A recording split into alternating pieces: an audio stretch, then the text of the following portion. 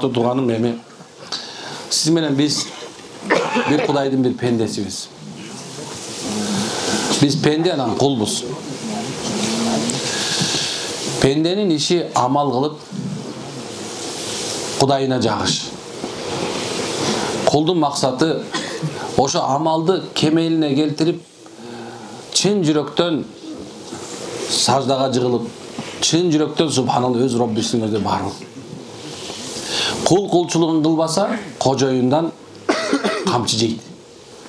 Ошондой эле качан биз кул болбой калганда, Кудайдын буйруун аткарбай калган мезгилибизде, Алла Таала бизди түрдүү сыноолор менен сынайт. Бирок Алла ушунчалык мээримдүү экен, ушунча биз жакшы көрөт экен, биз көтөрө албай турган сыноолорду бербейт экен. Биз ошону көтөрө алат экенбиз. Жана ар бирибизге ошо көтөрө алганчалык гана берет экен. Бирок биздин иманыбыздын алсыздыгынын себебинен, же болсо кулчулугубуздун менен пендечилигибиздин азчылыгы, же болсо ошол нерсеге көңүл бурбаган себебинен биз ошол сыноолорду өзүбүзгө өтө оор көрүп алат экенбиз дагы. Бул жашоодо кыйынчылыкка түшүп калат экенбиз. Качан бизге жакырчылык келе турган болсо, эмне үчүн мени жакыр кылып сал деп Аллага наалат экенбиз. Оортуп койсо, эмне үчүн мен эле көрө калдыбы дегендей болот экенбиз. Кээ-бирде субхана биздин жашообузга түрлүү пенделер менен, же болсо тегерезде курчап тургандар менен сыноо келет экен. Ата-энебиз менен да келип калышы мүмкүн экен. Биз мисалы жаным берем деп аткан ата-эненин себебинен болуп калышы мүмкүн экен. Сени күйөм, сүйөм деп аткан эриңен, аялыңан болуп калышы мүмкүн экен. Ушундай экен, сыноо келе берет экен да адамгачы. Бирок ошол сыноону качан Алла Таала бир кадам менен, же болсо сени менен мени качан субханалла ушундай бир эме кылганда, бизди ошол сыноодон чыгарганда, биз ойлоп калат экенбиз. Мен чыктым. Мен күчтүүлүгүмөн, тааныштарым жакшылыгынан, же болсо мен акылдуулугуман, же болсо ушундай бир баягы өзүмдүн бир жолуну таап мен чыгып кеттим деп баягы Кудайга жалынып аткан киши, о Кудай деп аткан киши баягы Кудайды унутуп калат экен. Мына ошентип субханалла адам баласы кээ бирде жаңылып сыноого келет экен. Кээ бирде адам баласы ошону чыгарып коюп туруп, Алла Таала кайра сыноо берип койт экен. Анткени адам өзүнө ишенди да, өзүнө ишенди. Айтты, мен кылдым, мен өзүм чыгып кеттим деди. Алла айтып аткан, эми өзүң чыгып ал деп кайра экинчи сыноо берип койт экен. Пендесин Алла Таала ушуну сынайт экен. Бул дүйнө катачылыктын дүйнөсү. Бул дүйнөдө ката кылбаган адам болбойт тугандарым. Эч ким мына ошол тургандар баардыгы тең өзүңөр мындай катасыз, же болсо эч бир нерсе күнөө кылбайм деп ойлобоңуздар. Анткени баардыгыбыз бул дүйнө катал дүйнөсүндө жашайбыз. Бул дүйнөдө баардык нерсен ката, же болсо күнөө кылат экенбиз. Бирок күнөөгө бул өмүрүбүздүн эмне үчүн бүгүнкү күнүнө келди бизге? Анткени авалкимге айтам мен, авалким субхан ошо күнөө үчүн тооба кылганга Алла мүмкүнчүлүк берип атат. Адам баласы өзүнүн убактысы келгенде, же болсо Роббисинин жаратуушунун алдына кайта турган мезгил келгендечи, сен эч кимиң, биздин сезме баардыгыбыз тең, керек болсо пайгамбарлар дагы ошол нерседен чыга алган эмес. Бир риваятта келет экен, Нух деген пайгамбар алейхиссалам бул дүйнөдө 1000 жылдан ашык жашаптыр, 950 жыл дават кылыптыр. Ушундай экен. Анан ага Азраил алейхиссалам келиптир. Азраил деген периште. Жан алгыч периште. Алында жоомарттык жок экен. Ал карабайт экен. Өкүм келдиби? Ошол замат келет экен. Мына ошол келген мезгилде Алланын пайгамбары Азраилди көрүп туруп, улуксаат берсең, мен даарат ала коеюн дептир. Жок. Убакыт болду. Анда мен үйдөгүлөр менен коштошо коеюн дептир. Жок, убакыт болду. Анда убакыт берип отурабыз, кичине бир мындай амал кыла коеюн. Жок, убакыт болду. Дегенде анда эмнем калды эткен? Азыр бир тамчы оозуңа түшө турган суу калды дептир. Ошо чөөр мен алам деген экен. Алланын өкүмү экен, күн күркүрөдү, жаан жады, бир тамчы ушу жерине эгине тиер замат жанын алып койгон экен. Керек болсо пайгамбарлар дагы жетишкен эмес экен бул дүйнөдө даярданганга. Демек субханалла, жашоо ушундай экен. Бир тамчың оозуңа түшкөндөн кийин акыркысы Алла Таала убакыты келген билгизип коет экен. Süleyman aleyhisselam'ın zamanında bir жаш жигит Süleyman peygamberin janına varsa Azrail aleyhisselam turат imiş. Süleyman aleyhisselam vararken barıp armaya masla kılança taң kalat eken. Karasa Azrail aleyhisselam turат.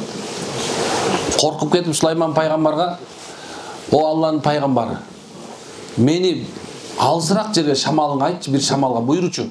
Мен алсырақ жерге апарып салсын дейді. Мақұл дегенче эле bir шамалга буйрду, алып бар дагы жердин баланча деген жерине апарып сал дейт. Кийин Сулайман алейхиссалам жана туруп Азраил алейхиссалам мынтип карап таң калат экен. Эмне болду сага десе, таң калып атам дептир. Алла Таала мунун жанын баландай деген bir чөлдөн аласың деген, бул сенин жаныңда турган таң калып атам деген экен. Men qayaktan alam bunu degende, Cenab-ı Süleyman Aleyhisselam Allahu Akbar, Allah alim, Allah da bilүүчү деген. Men şamalga buyurdum deydi. Bir balanday degen çölgө apарып sal dedim. Oşo жерден Жазраил периште ошонун жанына алган экен жаш жигит.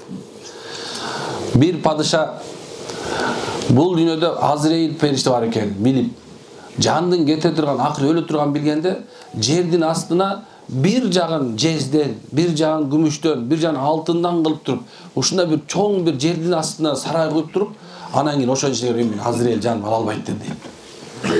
Oşol padişa bayagыл janına gelip turup, mınakey emi, emi Azrail perişte maga kire албайт degende, Azrail perişte janında turgan eken.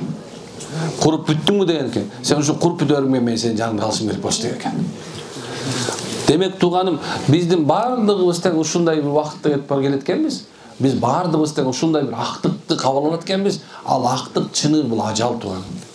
Demek bul dünyada biz egerde kul bolup jaşap alsak, Kudayыбызды unutup kala turgan bolsok, oşol gelgen mezgilde hiç kimimiz dayardan albayбыз. Urmattuğum, egerde siz menen biz uşul nerseni unutsak, anda Allah Taala siz menen bizge kılgan amaldarыбыздын barıç Allah Taala kılgan amaldarыбыз tekке кетет. Ошол даяр туруш керек. Кээ-бирлерге мисал алса ушул мен өлүм жөнүндө айтсам, азыр көбүнчөсү мына таң калган нерсем ушулда. Мына YouTube'да билесиздер, Үммөт Кейжи бар, Ошол жерде ушул өлүм жөнүндө айтсам, намаз жөнүндө айтсам, орозо жөнүндө айтсам, ажылык жөнүндө айтсамчы, просмотр 1000 киши 2000 kişi ушундай болот да.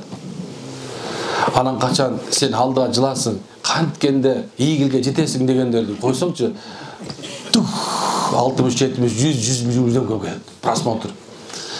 Ийгиликке жетүүнүн чыныгы нерсесин көрбөйт экен эч кимчи. Бирок бул дүйнө мындай киши 60 жылдагы ийгиликти субханалла бардыгы жетип көргүсү келет экен да. Bir emede айттым эле. Чыныгы ийгиликчи чыныгы ийгилик. Качан бул пешенең саждага тийгенде турганым.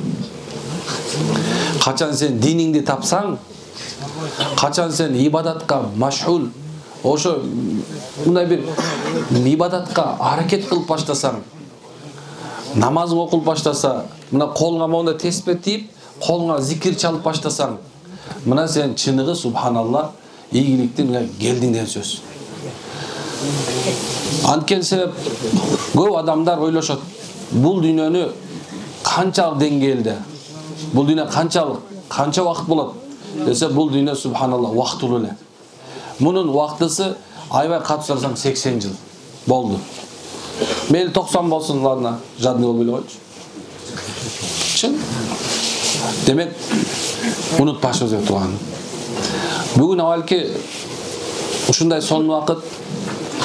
Demek günüge berilip atkан vakıttычы аябай жакшы колдонуңуздар. Tekке кетирбегиле. Өтөнчө жаштар. Алла Таала жаштыгыңды каяка короттуң деп сөзсүз сурайт.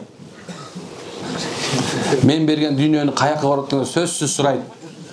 Мен берген ден соолукту каяка короттуң деп сөзсүз сурайт. Биз мусулмандар өлбөчүдөй окат кылабыз, бирок азыр өлүп калчыдай намаз окуйбуз.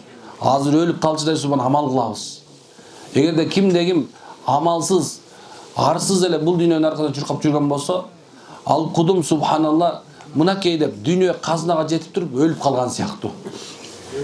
Кимде ким дини менен жүрүп, арсыз дүйнөнүн ичинде ошол адалдан таап байыган болсо, ал кудум субханалла дүйнөнү таап бүткүл баардыгын колдонуп туруп анан кеткен адам сыяктуу болот турган. Пайгамбар бекер айткан эмес ошончо. Кудайды эстеген менен эстебегендин айырмасы өлүк менен тирүүдөй деген. Алланы эстегендер бул тирүүлөр, ал эми Алланы унуткандар булар өлүктөр деген. Силер каалайсыңар тирүү өлүк болушту. Ошо жана субханалла баары ниеттер жаңыртыңыздар машалла. Ниетиңиздерди оңдоңуздар. Демек ушундай турган. Ниеттер турлагыла. Мына ошол жерге келгендер, ошол жерде отурган эркек да аял дагы азыр субханалла чын жамда көзүң жумуп туруп 1 секундка жаныңды алып атканын элестетип көрчү азыр. Эч кимдин өлгүсү келбейт. Бир жакшы жазып жазган экен, баары бейишти каалайт, бирок эч кимдин өлгүсү келбейт деген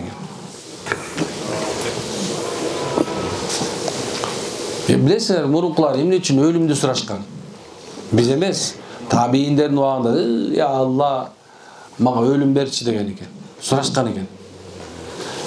Алар башкача болгонда, алар бул дүйнөдөн тажагандан эмес, стресске түшкөндөн эмес, аялы кетип калгандан эмес, күйөөсү штап кеткенден эмес, банкрот болгондон эмес. Жок. Алар субханалла бул дүйнөнүн сасык экенине чыдабай кетишкен. Бул дүйнө бүтө турган, ошон үчүн сурашкан. Биз болсо азыр эмне үчүн өлгүбүз келбейт билесиңерби? Анткени сасык дүйнө ушунча берилип алганбыз, тыштагыбыз келбейт да. Как будто ал биздикидей сезилет. Бу биздикидей болот. Меники деп эле турабыз. Жок, биздин эчтекебиз жок негизичи. Эмне колдонсок биздики, эмне коротсок биздики, калган бардыгы тең мураскордук. Шайтан да ошон үчүн бизди алдайт. Балдарыңды бутуңа тургузуп кой. Аялдарыңды бутуңа тургузуп кой. Как будто алар бизден кийин өлчү деп ойлойт го. Кээ ушунда баарын өлтүрүп туруп анан өзү өлүп атпай турат. Балдарым үчүн деген курган бир адам келген, илайт 95-ке чыгып кетти субханалла. Бүт балдары өлүп калыптыр, эч киши калбаптыр.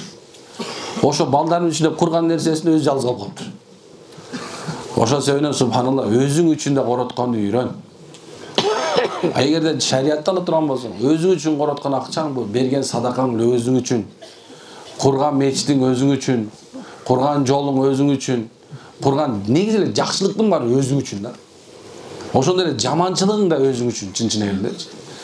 Ошол себептен субханалла дүйнөңдү адал менен сараңданбай өзүң үчүн колдон. Азраил периште дагы бул дүйнөнү өтө сүйбөгөн, максат кылбаган адамдарга жеңилирээк келет. Өтө сүйүп бул дүйнөнү сараңданып, ошо дүйнө үчүн субханалла жанын берип жашап аткан адамдарга Азраил периште катуу келет. Ошон үчүн алымдардын бирөөсү айткан экен, азыр бере турган убакыт жеңил болот деп айткан экен. Азыр бер дей, анан бере турган убакыт келгенде жеңил бересиң деген. Ошондой экен турган. Бере турган келет, жаныбызды беришибиз керек болот. Мына ошондо оңой жолдон берип коюштун айласында кылып атат экенбиз иншалла. 1 секундка ойлонуп көрөсүңөр, кантип өлүш керек экен? Азраил периште келет. Ал жок келбейт. 100 000 деген периште менен келет. Жанды, эй жан чык деген өкүм берет. Мына ошол мезгилде эмне кыларыңды билбей каласың. Эчтеке жардам бербейт. Ушундай. Ошон үчүн азыркы ооруларды, ооруп аткан нерсе проблема деп эсептөбөй эле. Бул чоң проблема эмес. Бул айрат. Эмне үчүн десе пайгамбар айтат. Оор жараткан Кудай оорунун дарысын жаратып койгон. Давасы бар. Давасы жок эмес. Такыр болбаган ушул дары ушундай нерсе, мунун андарысы өлүм болот. Күнөн кечинен калды кетет. Бирок субханалла көп убакыттарда качан сакаратул маут дейт, өлүмдүн катуулугу бизге келгенде, аны ошондо субханалла эч ким аны жеңил кылып бере албайт. Эч бирөө да. Ошо көбүрөөк дуа кылалы. Кээ бирлерге намаз оку десе, ой эми жетишем. Аз убактым жок. Эми биз советтер союзунда жашап калыптырбыз. Ой эми пока молодой. Эми тиги молдо эле жетет бир үйгө дегендер бар го. Ой тиги аял менен намаз окуп атат. Как будто чогуу жатчыдай да. Ушундай канча деген миң деген шылтоолорду айтып жүргөндөр толтура. Шылтоо өтпөй турган күн келет. Ошол себептен ага чейин эле намаз окуп алалы. Ага чейин эле зикирлерди кылып алалы. Ага чейин илим алып алалы, машалла. Ага чейин эле субханалла. Бир тууганың өлүп, ызычы болуп калганга чейин эле бир тууганыңды сыйлап ал. Бирөөң өлүп, бирөөң калганга чейин эле аял эркекти сыйлап алсын. Аял эркек болсо аялды сыйлап алсын. Ушундай нерсе бардык кылган амалдардын бардыгы сообу жазылат, күнөөсү да жанат экен иншалла. Ниет турлайбызбы? Эч ким тууралуу сөйлөгөн жок, эч ким өлгүсү келген жок. Машалла. Алла береке берсин. Анда Кудай Таала баарыбызга иман берсин. Өлүмдөн башкасын баарын эрте берсин деп биресе бар сөз барабыз да. Өлүмдөн башкасын баары эмне болуш керек? Эрте болуш керек, машалла. Демек, өлгөнгө чейин намаз окуп алыш керек экен. Өлгөнгө чейин орозо тутуп алыш керек экен. Мына Ражап айы, Шабан айына кирип бартабыз, машалла. Орозо келатат, машалла. Ниетиңизди жаңыртыңыздар. Алла кабыл кылып амалга мүмкүнчүлүк бергенден болсун, амин. О Кудай, субханака хамдулилlah, анта астагфируллах. О Кудай, бардык амалдарыбызды бекерге чыгарып салба. Өзүмүздөн разы бол, Аллахым. Экинен жарык кылышы бардык шифа бер, Аллахым. Эмне максат чогулуш максат болмойт, Раббил аламин. Өзүң диниңе бекем кыл, диниңе кабыл кыл бардыгыбызды, Раббил аламин. Ана немеде, ким умрага барам деген болсо, иншалла, эмеге. Орозодо башындагы 10 күндүктө иншалла эмеде Меккеде болгонго аракет кылыңыздар. Чогуу барып келебиз иншалла. Ким барам деген болсо, жазыла берсин. 45 орун алдым иншалла. Эми уже бир нечеси кетип калды. Ким ниет кылган болсо, жазылсын. Чогуу барып келели Кудай буйрса. Билесиздер, фазилет ушул. Кимде ким орозо айында пайгамбар умра кылса, пайгамбарыбыз менен ажылык кылгандан соого жазылат иншалла. Былтыр барып келгенбиз, өтө жакшы болду. Ошол жерден орозо тутуп, ыйык жерде умра кылып, биротоло ошол жерде ибадат кылып, иттикаф кылып, иншалла ошол жерден келебиз каласа. Ким ниет кылса, чогуу бизге жазылып койсун, чогуу барабыз. Ниеттер жаңыртыңыздар эми. Бисмилlah.